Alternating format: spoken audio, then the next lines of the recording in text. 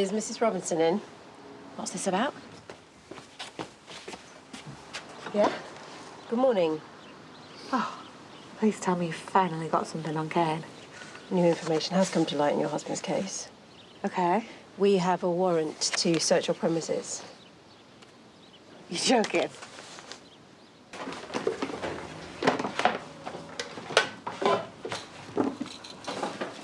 I don't know what they think they're going to find. All the Nate stuff's gone already. Yeah, you should be tracking down that removal guy who came and took his stuff.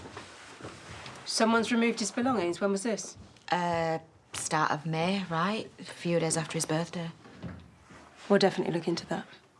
I still don't get why now. Why did you get a search warrant for my sister? Sarge? Yeah. I think you should see this now. Excuse me.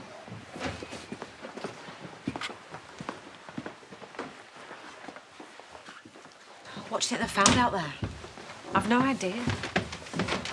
OK, we're done. What is it? What have you found? We'll let you know.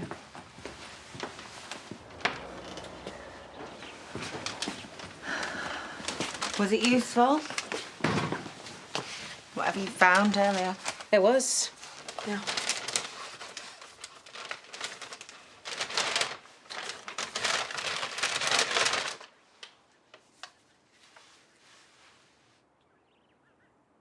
Wait, is that?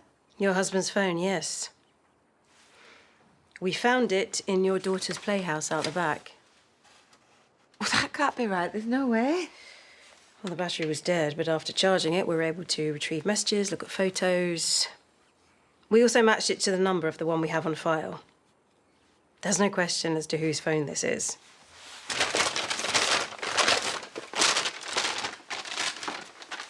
Any ideas how it ended up in there? Well, I haven't seen that phone since Nate left. So you didn't put it there? Of course not. I'd like to continue this conversation at the police station. What? You don't think she had something to do with this, do you? We'll talk more at the station, OK? But my daughter, she's at nursery. She needs picking up. Don't worry, I'll get her. Tell her I'll be back soon.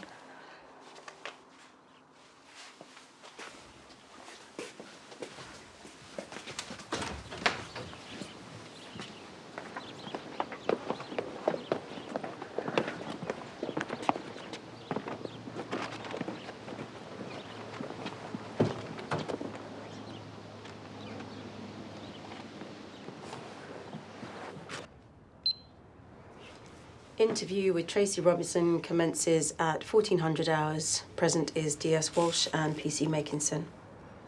Are you sure you don't want to have a solicitor? I haven't done anything wrong. Then you'll have no trouble explaining how your dead husband's phone turned up in your daughter's playhouse. Kane must have planted it there. What makes you so sure your father-in-law did this? Because he was mad at Nate. He thought something was going on with him and Moira. He beat him up. And we will get to the bottom of this, rest assured. Here is a list of all the companies that do removals from Yorkshire. We contacted them about the supposed removal man that came to your house. Can you guess how many of them were able to provide us with any information? I suppose you're going to tell me. None. There was a removal guy, and he did come to my house. Not according to the statements that we have. Did anyone else see this removal man? Yes, Kane did. And did Mr. Dingle speak with him or was privy to any conversation you had with him? No, but he saw the van leaving the village. And then I explained to Kane what had happened and that Nate had organised it all. There is no record of a Mr. Nate Robinson having made any bookings within the timescale you've mentioned. And the only person who can corroborate your story, he saw a van leave the village, but has only got your word for anything that happened prior to that. Oh, I'm telling you the truth. Then why am I finding it so hard to believe your version of events? OK. I asked the removal guy where he was moving Nate's stuff to. He wouldn't tell me. What do you want me to do? Hold him up at gunpoint? I even called round all the wind farms. I did everything I could think of to track him down. But what was I supposed to do when Nate didn't want to be found? Maybe you should reconsider your option to have a solicitor present. There we go. Good as new. When did you do that? I had some time on my hands this morning. Thanks. It's more than I could have done. Well, you've had enough fun. I heard Tracy was taken off in a police car. Yeah. If anything actually comes of it, But you still think she did it, right? it's got as much reason as anyone. But this is Tracy. I mean, Nate was the father of a child, so I don't know. Well, I imagine it's a lot to get your head around right now, but... Well, the police clearly have something on her. So if she is responsible for Nate's death, the family are going to need you now more than ever to help them get through this. But you don't have to do it alone. I'm part of this family now, and I will be there for you, whatever you need. Mrs. Robinson, so far you have failed to disclose important information regarding your husband's case. I have to wonder what else you're lying about. Nothing. Why should I believe that? Sarge?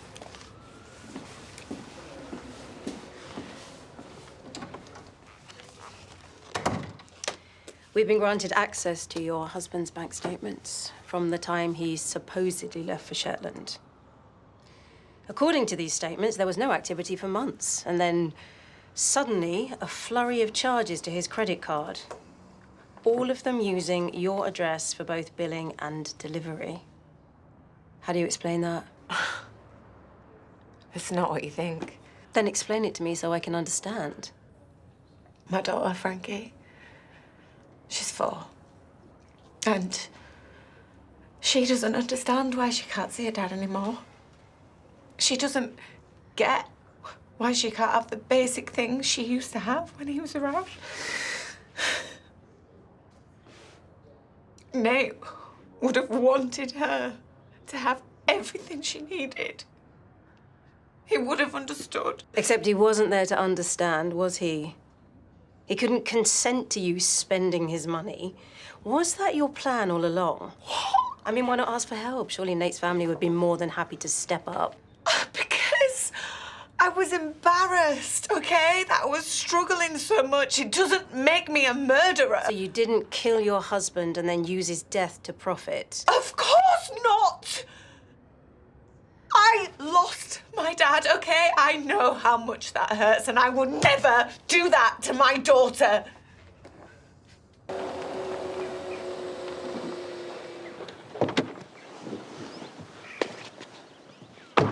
Cheers. Proud of yourself. What are you on about? Don't do this. Frankie's waiting for you. You planted Nate's phone at mine, then tipped off the police to come and find it. He's setting me up. You're the one who had his phone? Oh, don't act all innocent. It wasn't enough that you killed your own son. Now you're trying to get me sent down for it and all. Don't you care what happens to your granddaughter? Well, don't you? Excuse me? You're the one who had his phone. You're the one who was called in by the police. Don't flip this onto me because you're the one who's guilty here. Because you're making it look like that. Oh, whenever your neck is on the line, you do not care who gets hurt as long as you get away scot-free. You're off your head, you. Enough. Let's get you home. Come on. Nate was my son and I'm never going to see him again.